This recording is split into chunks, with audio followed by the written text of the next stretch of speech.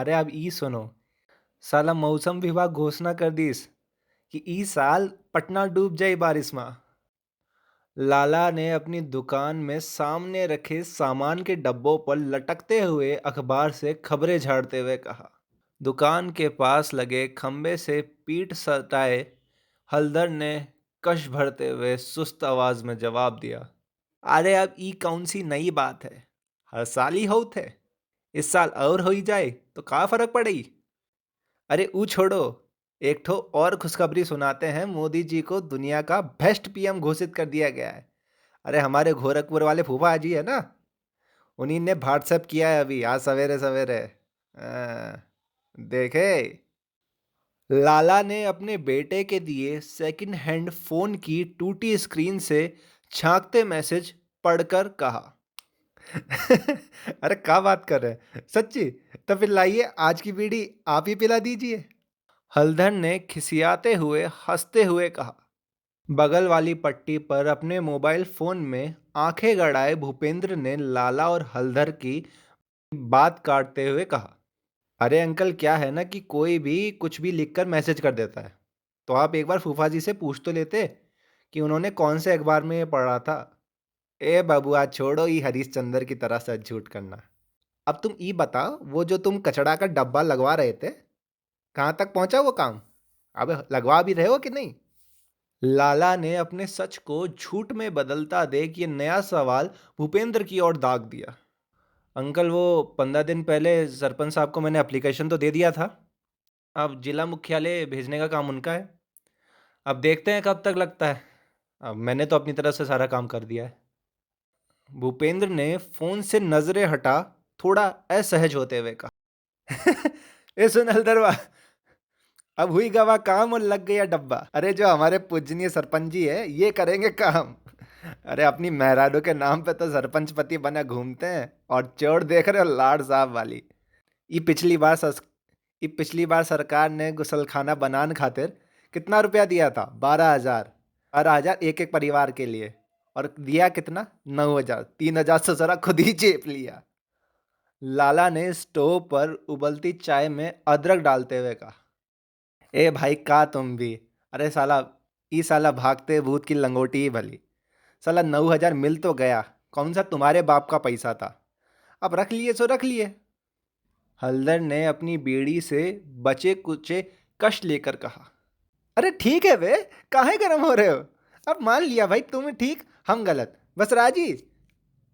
लाला ने चाय को उबालते लाला ने चाय में उबाल लगाते हुए कहा।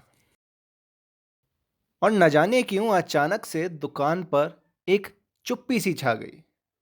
इस चुप्पी के बीच हल्दर के पैरों पर लगी सूखी गीली सी मिट्टी थोड़ी हरकत कर हल्दर को वो बात याद दिलाने की कोशिशें करने लगी थी जो उसे भूपेंद्र से करनी थी। हल्दर को वो बात तो याद आ गई, पर अब उसके मन में पूछने या फिर रहने देने के बीच एक कबड्डी सी शुरू हो गई। काफी गधा पच्चीसी के बाद रहने देने वाला पाले को पीट कर पूछने वाला मेला कुचला पाला जीत चुका था। पर तब तक भूपेंद्र अपना वीडियो अपलोड हो जाने के बाद लाला को चाय के पैसे थमा निकल पड़ा था। इस पूरे धरहरा गांव में ये लाला की दुकान ही बस एक ऐसी जगह थी जहां पर मोबाइल का नेटवर्क पूरी तरह से आता था और बैठने की एक जगह भी थी, वरना आप इधर उधर सिग्नल ढूंढते ही फिरेंगे। और ये जो लाला की दुकान थी, ये धरहरा गांव के लिए गपशप की जगह के अलावा गांव के एक स्टैंड का काम भी किया करती थी। धरहरा से 3 किलोमीटर दूर बड़े कस्बे जाने वाली बस, अखबार के बंडल और सभी छोटे बड़े खेल के तमाशे यहीं लगा करते थे। भूपेंद्र अब गांव के उस पुराने मकान की ओर बढ़ चला था जहां वो पिछले 2 साल से रह रहा था। उसने आदतन फोन निकालकर देखा तो फोन ने वक्त बताया सुबह के 6:10 और साल 2019 जून का महीना 28 तारीख भी लगे हाथ बता दी थी। बड़े कस्बे में मजदूरी करने जाने वाले औरत मर्द की टोली स्टैंड की ओर जाते वक्त हर बार की तरह इस बार भी उसका रास्ता काट रही थी। जिसमें से कभी कभार कोई बच्चा भूपेंद्र की ओर देखकर अपने पोपले से मुंह से हंस दिया करता था। गांव से गुजरती उस इकलौती पक्की सड़क पर बने स्टैंड को और वहां के लोगों को वहीं पीछे छोड़कर अब भूपेंद्र धरहरा के छोटे से मंदिर के सामने पहुंच चुका था।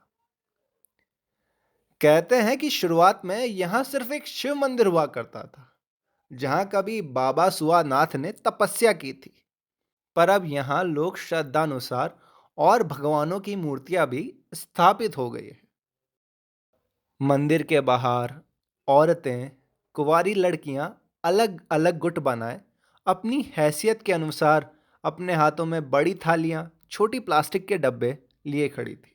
जो गुट आप मंदिर की पेड़ी के पास खड़ा पाते हैं, वो ऊंची जात के थे, और नीचे वाली पेड़ी के पास खड़े लोग, खैर आप समझ ही गए होंगे। हाँ, अब धरहरा में लोगों को जात के आधार पर मंदिर में घुसने से रोका तो नहीं जाता है, पर आगे पीछे पूजा करने का कोई कानून नहीं है, सो ये भी न्याय संगत ही माना जाता है। आगे वाले गुट में खड़ी एक औरत ने कुमकुम के पैकेट से कुमकुम निकाल थाली में खाली कर उस पैकेट को बाहर की ओर हाथ कर हवा के हवाले कर दिया। इधर उधर फुदक कर ये प्लास्टिक का पैकेट भूपेंद्र के पैरों के पास आकर गिरा था।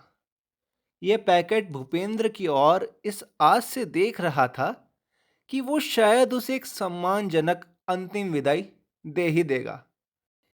पर गांव में उस पैकेट के लिए कोई जगह ना होने की वजह से भूपेंद्र उसे वहीं लावारिस छोड़कर आगे बढ़ गया। बड़ी बड़ी खाली पड़ी जमीनों और छोटे छोटे खेतों को पार कर स्वर्गीय श्री गंगा प्रसाद जी की पुरानी कोठी थी। उससे लगता यही कोई 3-4 बीघा की कोई जमीन थी जिसमें भूपेंद्र रहा करता था। गंगा प्रसाद जी भूपेंद्र के दोस्त मनोहर के दादाजी हुआ करते थे, और उन्होंने अपने जाने से पहले मनोहर को इस जमीन का इकलौता वारिस बना दिया था। मनोहर और भूपेंद्र दोनों डीटीयू में मिले थे, और फिर रैगिंग में एक दूसरे का साथ देने से शुरू हुई दोस्ती रात को डिपार्टमेंट की छत पर चढ़कर ओल्ड मोंग खोलने तक बढ़ चुकी थी। और इसी दोस्ती के चलते मनोहर ने भूपेंद्र को अपनी जमीन लीज पर दे दी थी। हाँ हाँ, मुझे मालूम है कि आप क्या सोच रहे होंगे। यही ना कि किसानी के लिए जमीन लीज देना तो गैर कानूनी है। हाँ जी, गैर कानूनी है, क्योंकि अगर कोई किसान किसी जमीन को 7 से 8 साल तक जोत देता है तो फिर उस जमीन में उसकी हिस्सेदारी हो जाती है। जभी तो आप देखते होंगे कि हर 4-5 साल में ये अढ़ैया बढ़ाई किसानों को अपनी जमी जमाई किसानी छोड़कर अपनी जमी जमाई किसानी छोड़कर दूसरी जगह जाना पड़ता है। अरे माफ कीजिएगा, आप तो टीवी पर ये जहरीली सनसनीखेज खबरें जो देखते हैं, आपको ये सब नहीं दिखता होगा। अरे खैर छोड़िए। भूपेंद्र ने यहाँ आम, अमरूद और लीची के पेड़ लगाए और कुछ सब्जियां भी इधर उधर बो दी। खेती करने के इस तरीके को एग्रो फॉरेस्ट्री यानी कि कृषि वानिकी कहते हैं। ये तरीका 2-3 साल जेब पर काफी भारी पड़ता है, पर फिर सालों साल दबा कर पैदावार देता है। आम और लीची की पौध को फल देने में अभी 1-2 बरस का वक्त और है,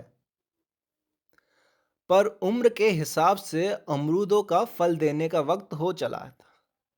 यूं तो अमरूद साल में 3 बार फल देता है, पर फरवरी मार्च में लगे फूल से बनने वाला फल ना तो स्वाद में अच्छा होता है और ना ही कीमत में। तभी तो फरवरी से मई के बीच सिंचाई बंद कर सारे पत्ते झड़ जाने के बाद जून की शुरुआत से खाद और पानी लगा, अब जाकर फूलों के खिलने का इंतजार किया जा रहा था। भूपेंद्र की आंखें उन सफेद फूलों को ऐसे ढूंढ रही थी जैसे नेता गरीबी में वोट को। पर वो देश के नेताओं जैसा किस्मत का धनी कहाँ। एक भी फूल ना दिखने की वजह से भूपेंद्र थोड़ा सा निराश हो गया। थोड़ी देर तक शून्य में उन पेड़ों को घूर कर भूपेंद्र गाय के गोबर से बनी जैविक खाद यानी कि ऑर्गेनिक फर्टिलाइजर जो कि वो पेड़ों में डालने के लिए यहीं तैयार कर रहा था, उसके हालचाल देखने चल पड़ा।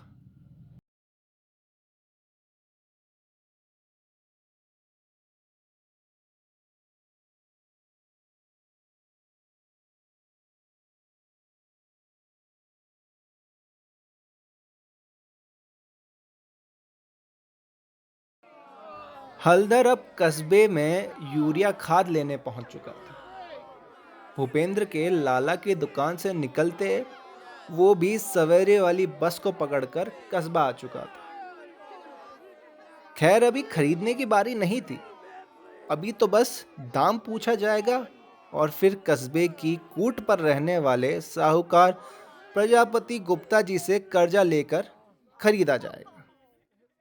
यूं तो मेहनत मजदूरी से हल्दर किसान ही था, पर अढ़ैया यानी के बिना जमीन का किसान होने की वजह से सरकारी कागजों ने उसे अभी किसानी की कोई पहचान नहीं दी थी। अरे जब पहचान नहीं तो कोई सरकारी योजना नहीं, और कोई योजना नहीं तो कोई सरकारी लोन भी नहीं।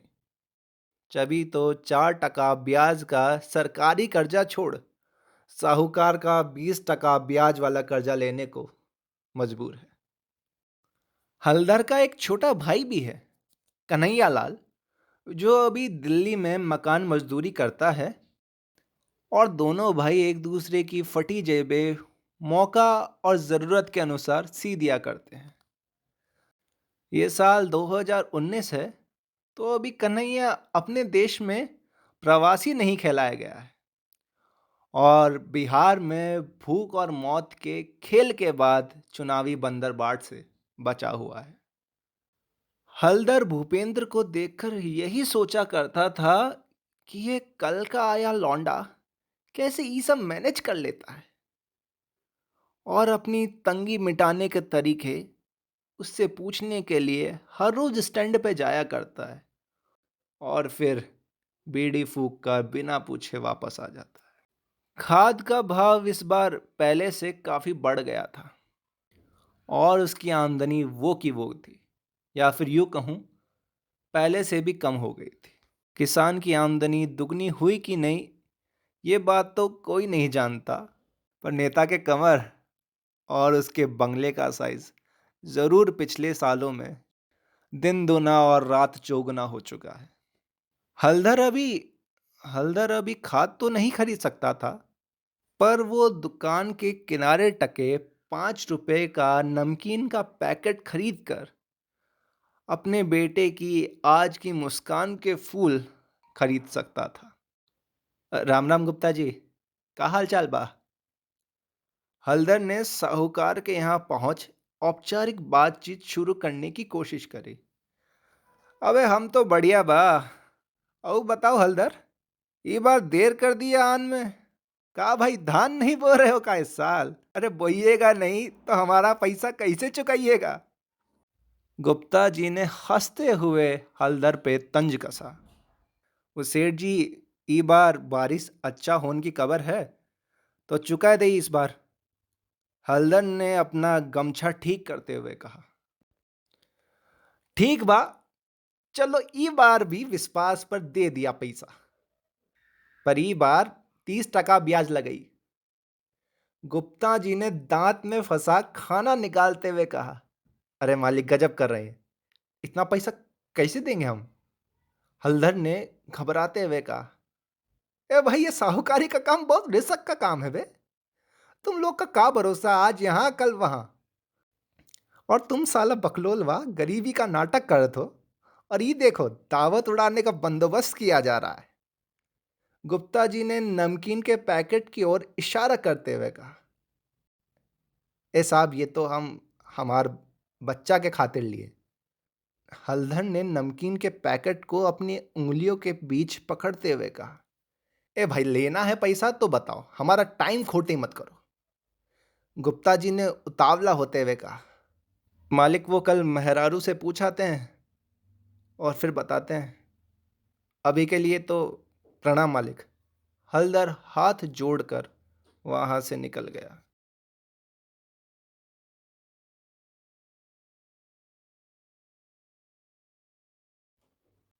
ए भैया, आप हमार वीडियो डाल दिए का नेट पे? वसुधा ने चारे का घट्टर जमीन पर रखते हुए भूपेंद्र से पूछा। अरे दीदी, अभी तक है क्या? वीडियो तो सुबह ही यूट्यूब पे डाल दिया था। ये देखो, अभी 5,000 लोग देख चुके हैं। और ये कोई पद्मा जी है, गया से, एनजीओ चलाती है अपना। कमेंट किया है कि आपका काम बहुत पसंद आया है, आपके अचार के बिजनेस में इन्वेस्ट करना चाहती है। भूपेंद्र ने अपने फोन से ये कमेंट पढ़ते हुए कहा। अरे भैया, काहे मजाक करत हो? ए, सच्ची सच्ची बोलो ना। वसुधा ने थोड़े लजाते हुए मुस्कुराकर बोला। अरे दीदी, सच ही बोल रहा हूं। आप यकीन ना मानो तो मैं आपकी बात करा देता हूं उनसे, और आप ही उनसे सारी बात क्लियर कर लेना। भूपेंद्र ने जवाब देते हुए कहा। बिहार और देश के कई इलाकों में मर्द बाहर काम करने के लिए शहर चले जाते हैं, यहाँ तक कि दूसरे राज्य चले जाते हैं। और बूढ़े माँ बाप, छोटे बच्चे और खेत खलियान का ध्यान रखने के लिए औरतें पीछे रह जाती हैं। वसुधा भी ऐसी ही एक गृहिणी थी। भूपेंद्र ऐसी ही गांव की औरतों से दोपहर में मिला करता था और उनके किसी देहाती हुनर जैसे अचार बनाना, पापड़ बनाना, चटाई और बुने हुए कपड़ों के वीडियो बनाकर वो उनके लिए बाजार और आमदनी के नए साधन ढूंढा करता था। बाकी अभी कुछ को ग्राहक मिल चुके थे और कुछ को मिलना अभी बाकी थे। दीदी, वो सब छोड़ो, आज खाने में क्या लाई हो, सो तो बताओ। ये सवाल भूपेंद्र ने नहीं, शायद उसकी भूख ने किया था। भैया, आज हम बनाए लिट्टी चोखा के साथ। वसुधा ने पोटली से स्टील का पुराना डिब्बा निकालते हुए कहा। शहरों से उलट गांव में आज भी पानी, हवा और खाने को कोई शानो शौकत की चीज नहीं समझा जाता, पर एक मूलभूत जरूरत समझा जाता है। आप भूखे हैं तो आप किसी के घर पर जाइए और कह दीजिए। ये लोग आपको 56 भोग तो नहीं दे पाएंगे, पर 2 रोटी जरूर दे देंगे।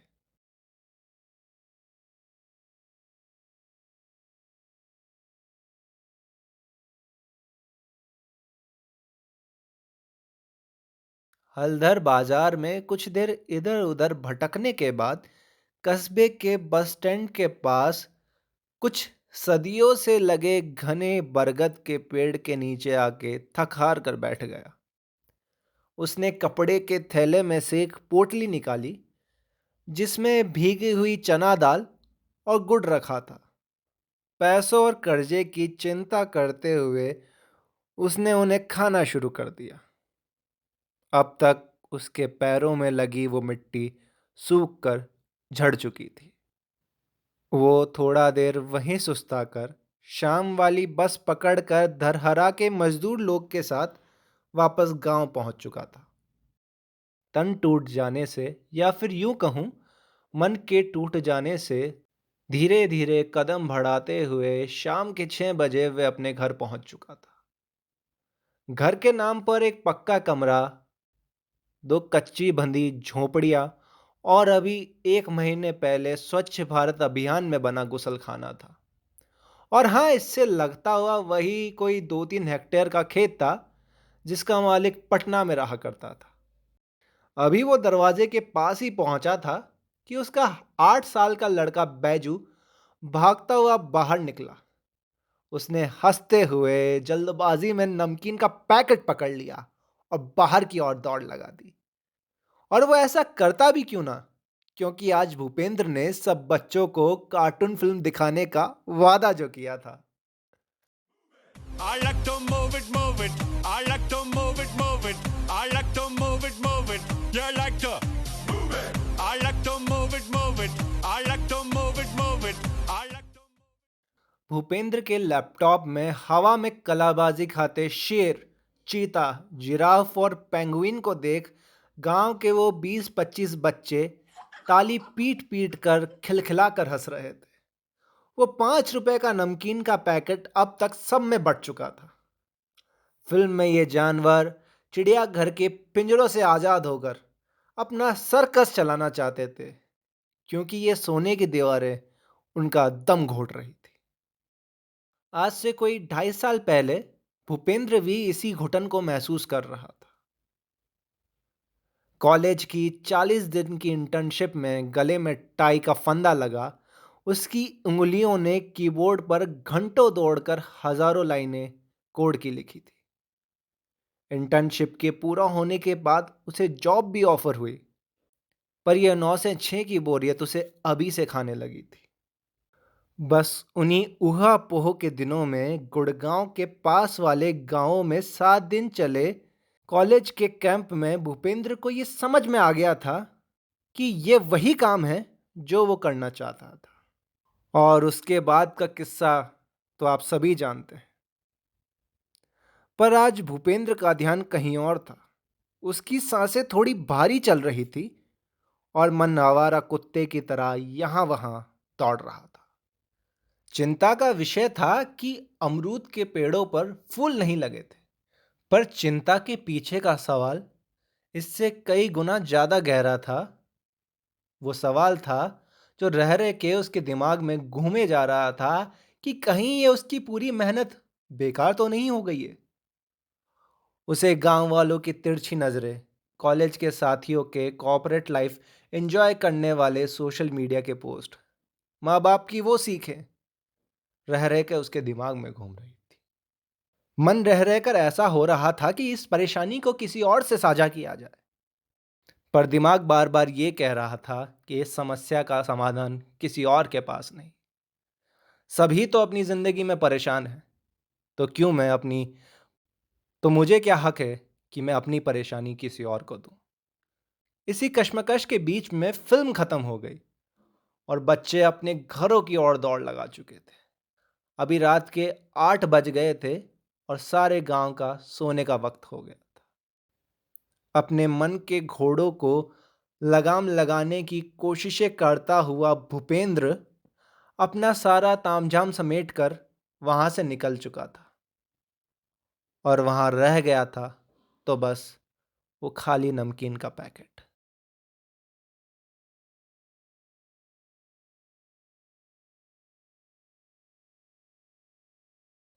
सवेरा होते ही पूरे गांव की वही पुरानी कोहलू के बैल वाली जिंदगी शुरू हो गई थी।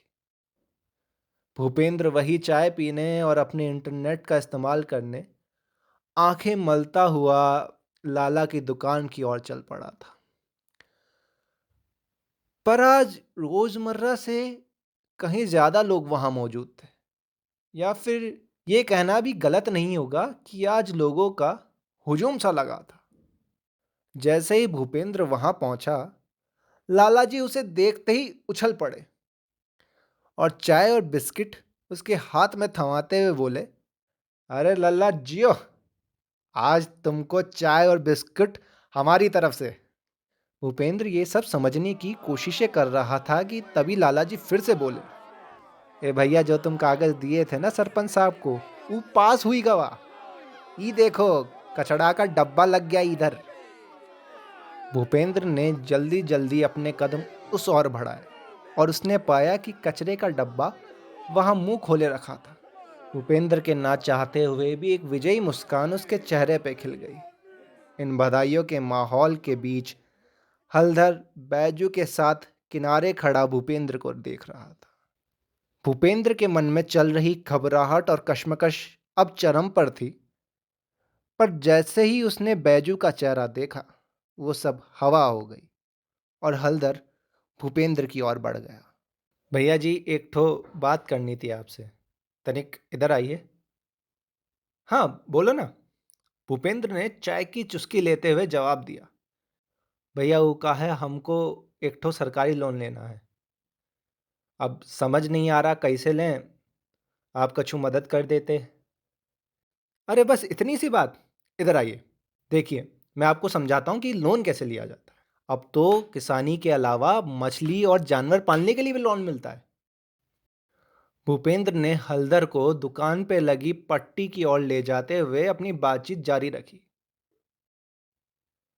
अभी ये बातचीत जारी ही थी कि अचानक बूंद बूंद करते इस मौसम की पहली बारिश शुरू हो गई और देखते ही देखते हलधर के पैर पे लगी मिट्टी से लेकर पूरे गांव की मिट्टी पानी में भीग गई। एक प्लास्टिक की थैली छपरे से गिरते पानी में कुछ आवाजें कर रही थी, तो बैजू ने उसे पकड़कर कचरे के डिब्बे में डाल दिया।